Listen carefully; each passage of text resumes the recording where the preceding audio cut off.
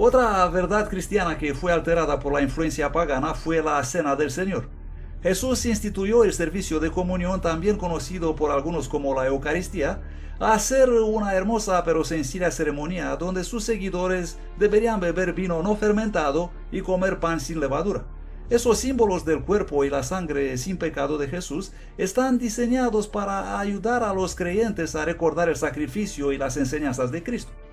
Sin duda, el más importante rito de los cristianos de la Edad Media era la Eucaristía o la Santa Comunión, o como lo llamaron más tarde, la misa.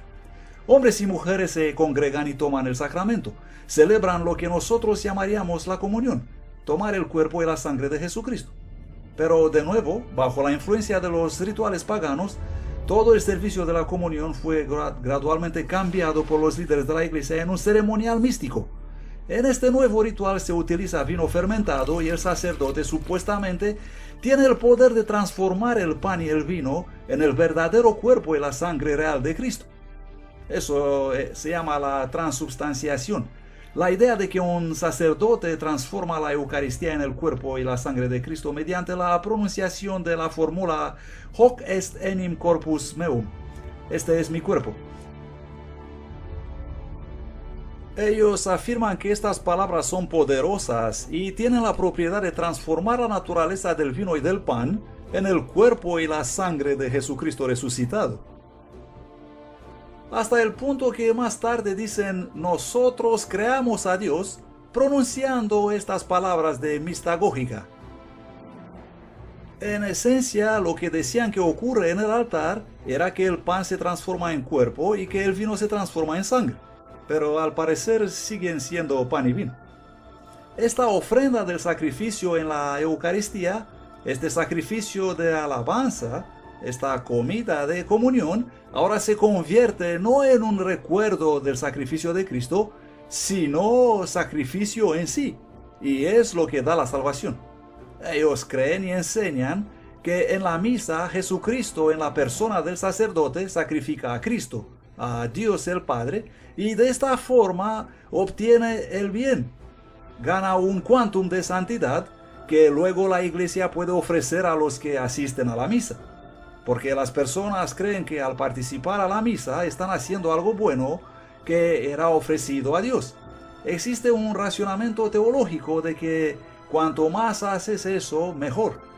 En el año 1415 después de Cristo, en el Concilio de Constanza, líderes de la iglesia decretaron que solo los sacerdotes podían beber el vino y que los feligreses solo recibían el pan. Sin embargo, la Biblia dice claramente que cuando Jesús estableció el servicio de la comunión, todos los presentes bebieron del vino. Unos 300 años después de Cristo, la iglesia comenzó a desviarse de otro de los 10 mandamientos. Se trata del cuarto mandamiento, que requiere que los creyentes recuerden el séptimo día de la semana como siendo el día de reposo de Dios, el sábado divino. Recuerda el día sábado para guardarlo santo. 6 días trabajarás y harás toda tu obra, pero el séptimo día es el sábado de Jehová tu Dios. En el Imperio Romano el judaísmo era una religión antigua y las religiones antiguas eran respetadas. Cuando los judíos siguieron luchando contra Roma, lo que solía ser una especie de paraguas de seguridad para el judaísmo se convirtió en un pararrayos para el cristianismo. Los cristianos empezaron a negar el judaísmo, los judíos los perseguían y así que los cristianos empezaron a distanciarse de los judíos. Líderes de la iglesia comenzaron a devaluar el sábado del séptimo día de los 10 mandamientos y preferir el domingo romano que era más popular. Algunos cristianos erróneamente pensaron que debían ayunar el sábado, pero que era mejor celebrar el domingo. Eso es lo que hacían los paganos, ayunar el sábado y festejar el domingo.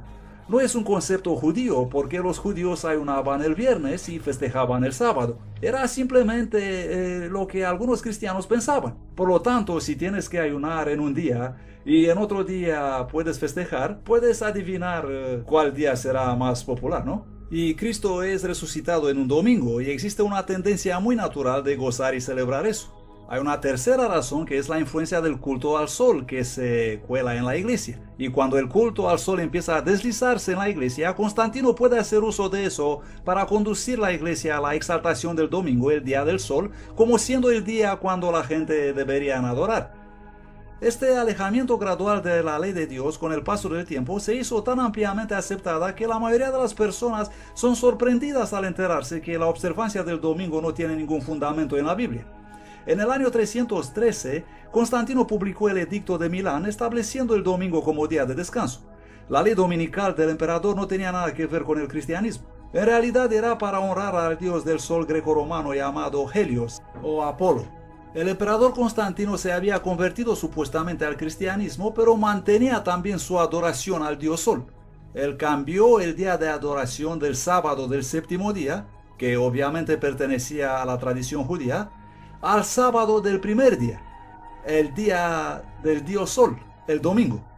Y desde entonces los cristianos, una gran parte de ellos, la mayoría, guardaron como día de adoración el día del sol en vez del día del sábado.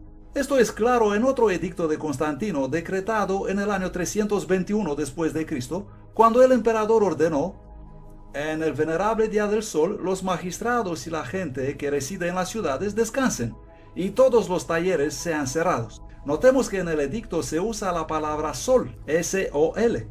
También existe registro de que Constantino hizo una ley para todo el imperio de que el domingo debería ser guardado como día de descanso. Por supuesto, este cambio no se infiltró en la iglesia de repente. La historia nos dice que por décadas el sábado del séptimo día, junto con el domingo, fueron los dos observados como días santos. La iglesia primaria claramente guardaba el sábado judío en los tiempos de los apóstoles, pero desde los mediados hasta el fin del tercer siglo, eso fue en gran parte abandonado o estaba en proceso de ser abandonado. A los inicios del cuarto siglo, en muchas partes del Imperio Romano, los cristianos están generalmente adorando el domingo. Muchos cristianos durante este periodo de tiempo guardaban el sábado y luego el domingo tenían un ceremonial recordando la resurrección, después del cual iban a sus trabajos habituales. Es durante el reino de Constantino cuando la idea de transferir la solemnidad del sábado al domingo fue por primera vez expresada. Siglos antes, el profeta Daniel había predicho que se levantará un poder religioso que pensará cambiar los tiempos y las leyes. En medio de los 10 mandamientos existe únicamente una ley que es también un tiempo: el sábado.